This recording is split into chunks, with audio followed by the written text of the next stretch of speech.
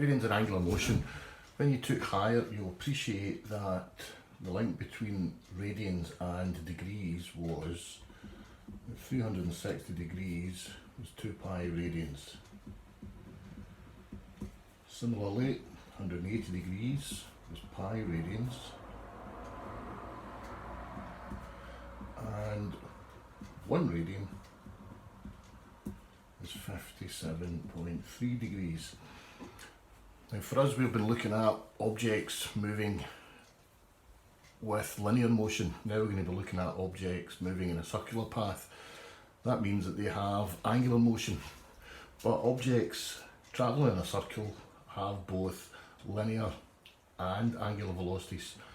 The linear velocity at any point is tangential, and the angular velocity, or omega, is calculated using the radius and linear speed, where the linear speed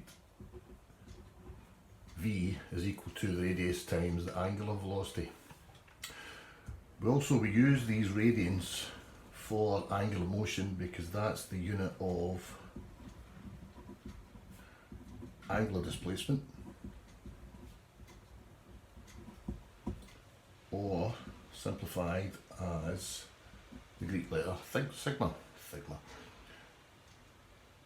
Now what that allows us to do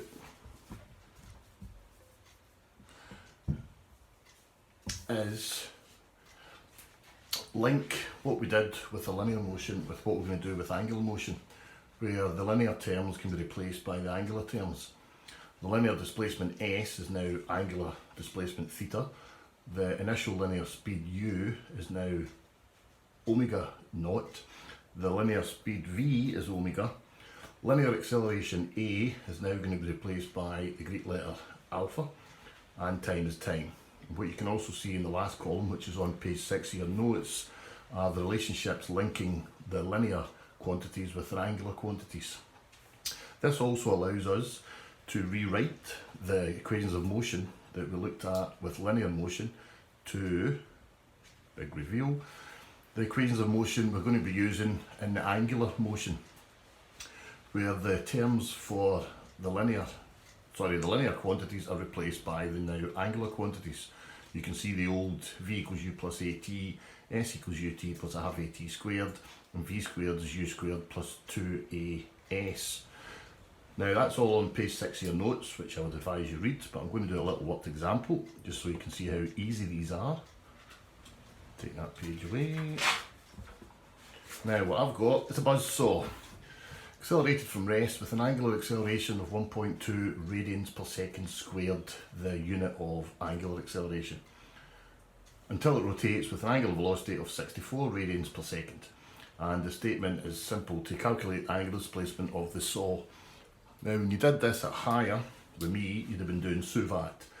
Obviously these letters don't roll off the tongue as easy as they do, but I've still written them in the same order with their angular counterparts. So we're looking for angular displacement, theta.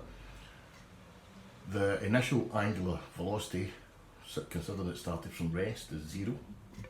Our final angular velocity is 64 radians per second. The angular acceleration is 1.2 radians per second squared, and time isn't given and not needed, so we're not going to use it. Oops. So equation of motion would be the third that I stated earlier, which is omega squared equals omega naught squared plus 2 alpha theta.